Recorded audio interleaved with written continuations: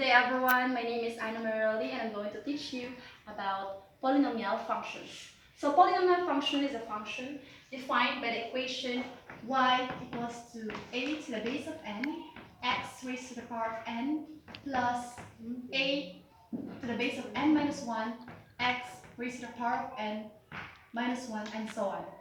Wherein a is not equal to 0, and the exponents are whole numbers and the bases are all real numbers.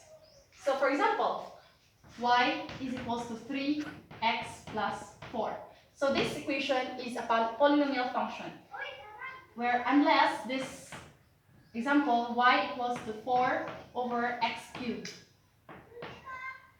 wherein if we try to reciprocate this equation to x to the power of negative 3 over 4, this is not a polynomial function because the power of x is negative, wherein the polynomial function defines that the power of x should be a whole number and not a negative. So let's proceed to the quotient of polynomial functions. So for quotient of polynomial functions, you have two ways to obtain the answer. First is using the long division method. Next is the synthetic division. So for long division method, you just have to have the concept of dividing the whole numbers by alternately performing division, multiplication, subtraction, and addition until we finish bringing down all the digits. The only difference is that the dividends and the divisors are all algebraic expressions. Like for this example, find the quotient when x cubed minus 9x squared plus 23x minus 15 is divided by x minus 3. So our dividend will be x cubed minus 9x squared plus 23x minus 15 divided by x minus 3. So we will first go with the first term. X cubed divided by x will be x squared. So x squared times x is equal to x cubed. Bring down, x cubed, x squared minus 3 is equals to 3x squared.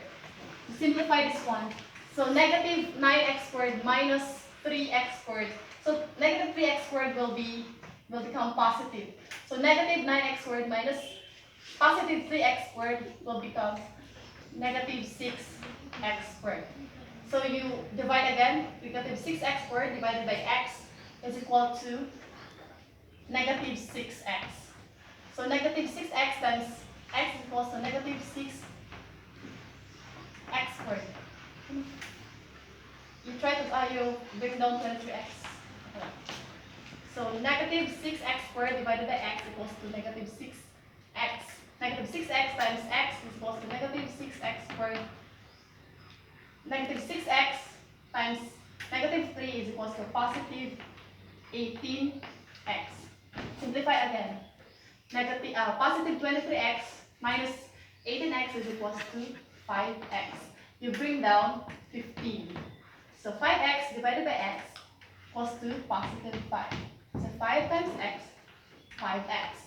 5 times negative 3 is negative 15. So the answer will be 0. Therefore, the quotient or the zeros of the function is x squared minus 6x plus 5. It is the quotient rather. So we can try to use synthetic division for this one with the same equation.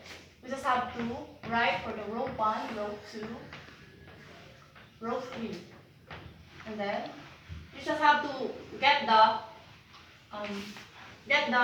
constant for each equation. For the equation for x cubed, we have 1 for the next one, negative 9, next 23, and negative 15. For the divisor or the thing that you need to multiply, just have to equate x minus 3 to 0. So x will be equal to 3. So you will use 3 as the divisor in order to come up with the same answer. So it will be like this. So you bring down 1, and 1 times 3 is 3. So you simplify this one. Negative 9 and 3 is equals to negative 6. So you add the two constants. So negative 6 times 3 is equals to negative 18. Then simplify again, so it will be 5. And negative, 5 times 3 will become 15. So you simplify that one, will become, it will be equal to 0. So this part, this 0 is the remainder. This is the remainder, this is the constant. This will be the second highest degree, and this is the highest degree. So as you can see, they have the same answer. 1, which is for x cubed. This is x squared, actually. X squared minus 6 minus x, and this is the constant 5. And you discard 0, which is the remainder. So for the next one, let's proceed to the remainder theorem. For the remainder theorem, it is a theorem that states that if a polynomial f of x is divided by x minus c, where c is a constant, until the remainder is obtained, the remainder r will be equal to f of c. In symbols, that is f of c will be equal to r, which is the remainder. So for example, I have an example here. So find the remainder of the polynomial x raised to the power 15 minus 1 when divided by x minus 1. You just have to substitute the value of the divisor, which is x minus 1, to the other equation. For example, f of x is equals to x raised to the power 15 minus 1. So the value of x will be equal to 1 because you try to equate this 1 to 0. So x minus 1 will be equal to 1. X minus 1 equals to 0, so you try to transpose that 1, so you come up with 1. So you substitute here 1. And for this one, you also substitute 1 for the value of x raised to the power 15 minus 1. So you simplify this one. 1 raised to the power 15 is 1. So it is 1 minus 1. So it will become 0. The result will be 0. Therefore, the remainder is 0. So for the next, I have another example. It is 2x cubed minus 3x squared plus 6x plus 4. It will be divided by x plus 2. We will have to use the same process. Just have to equate x plus 2 to 0, so it will become x equals to negative 2. Substitute, so you need to copy f of x will be equal to 2x cubed minus 3x squared plus 6x plus 4. So substitute the value of x, which is 2, to every x in the equation. Like this one, f of negative 2 will be equal to 2 times negative 2 to the power of 3 minus 3 to negative times negative 2 to the power of 2 plus 6 times negative 2 plus 4. So we will simplify.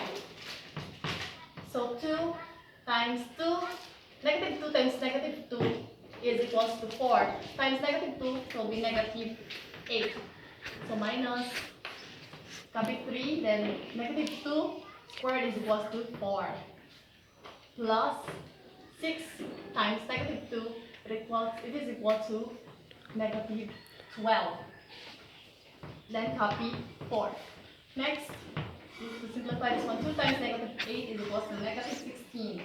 Then negative 3 times 4, negative 12. This will be negative 12 and plus 4.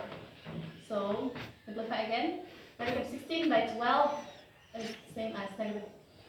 It will become negative 16 minus 12 plus minus 12 plus 4. So the answer will be negative 36. Therefore, the remainder will be negative 36.